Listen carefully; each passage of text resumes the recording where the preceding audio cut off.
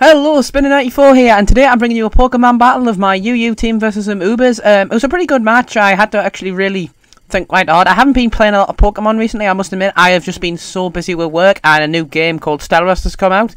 I've been putting a lot of time and effort into that, so unfortunately I'm not as, I'd say, active on the channel, which is a shame. But anyway, let's get into some good old Pokemon battling. So, I predicted the lead off with a Verancorilla, so I led off with a Jolteon here. I've gone some nice I believe it is super effective damage, yes, but it still doesn't too much, so after seeing that very minimal damage, I'm thinking, okay, this was most likely maybe Assault Vested or something like that, because I know this thing hasn't got the best special defense.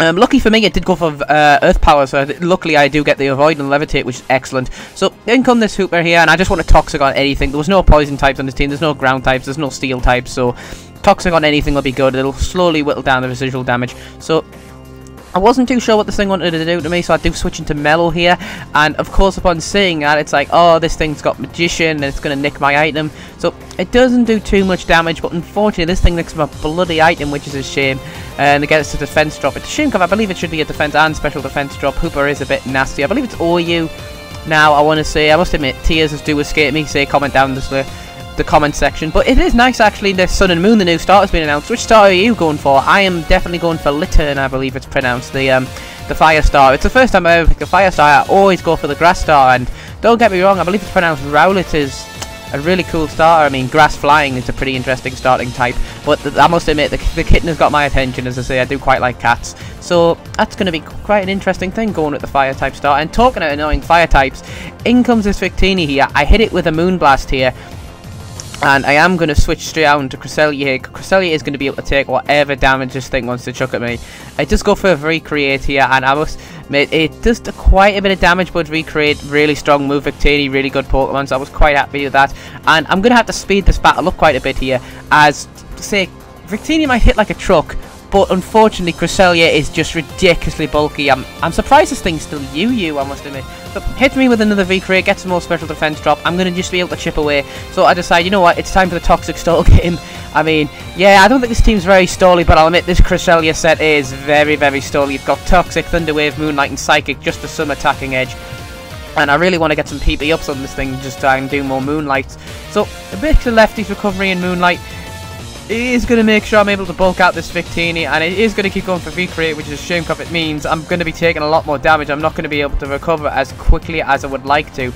But I finally do manage to get this thing down to a decent amount and then kill it off. So in comes this Volcarona here. I'm just going to go straight for the Toxic, as this thing's going to go for a Steam Eruption, which is basically Scald, but even more powerful, but with a chance to miss, so it balances it out. So that is quite nice, as I say. Moonlight's going to recover. I'm going to get more Toxic damage. This thing's going to switch.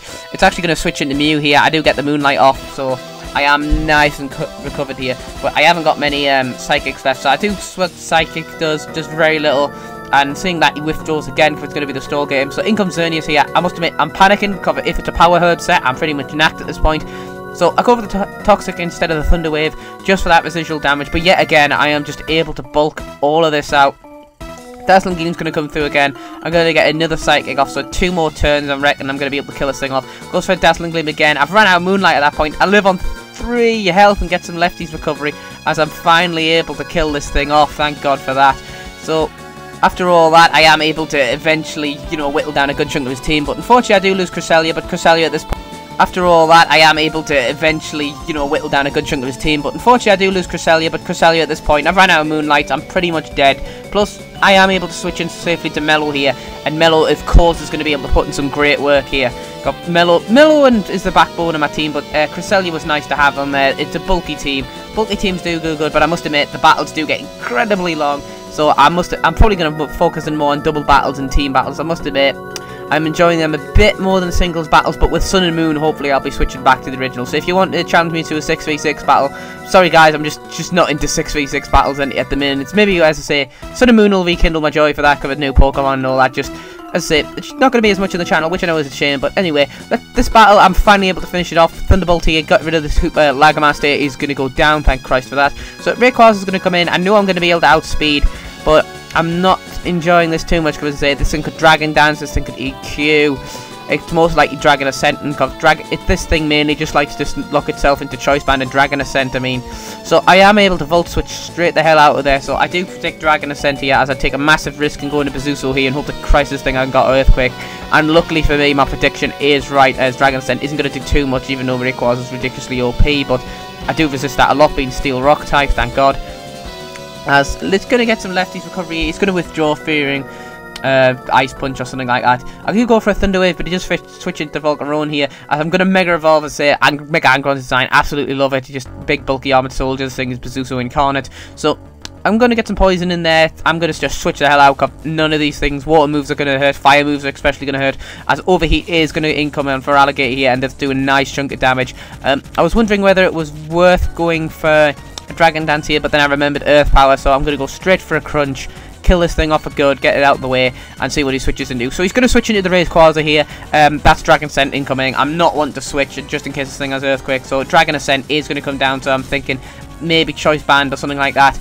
As Alligator is just as good as dead. It finally does get those defense drops, which I do need. So I'm predicting a switch here. I wasn't quite sure what he wanted to switch into. I was going to Thunder Wave this thing, even if he wanted to switch into Mew. I didn't mind Mew being paralyzed. I don't mind this thing being paralyzed. So Dragon Pulse is going to hit and hurt. Not that I haven't got the best special defense, as I'm going to just Thunder Wave here, shut this thing down. Thank God for that. As I say, when this thing's paralyzed, it's a lot less of a threat. E-Speed's going to connect. E-Speed doesn't do too much, thankfully, as, you know, I go for the Ice Punch, cover that stupid current, it weakens the attack. Would have got the up KO otherwise, but damn, that ability's OP. So I'm going to Ice Punch again, and I do outspeed thanks to the Paralyze. So I'm finally able to kill this thing off. Good, that is excellent. So incoming Mew here, I'm not sure what this thing wants to do. It just decided to go for the Grass Knot, me being a very heavy Pokemon. I suppose that's not too bad of a move, but I probably would have went for the Shadow Ball myself, but meh. Anyway, I'm able to kill this thing off with an Earthquake and finally win the battle. So thank you all for tuning in. This has been another battle by me. Really good work out on my YouTube team. Had some interesting battles on that stream. Say, not going to be able to post as much content, which is a shame. Just busy with work. I've been doing anywhere from 9 to 12 hour shifts. So anyway, thank you all for watching. This has been Spinner94, signing out.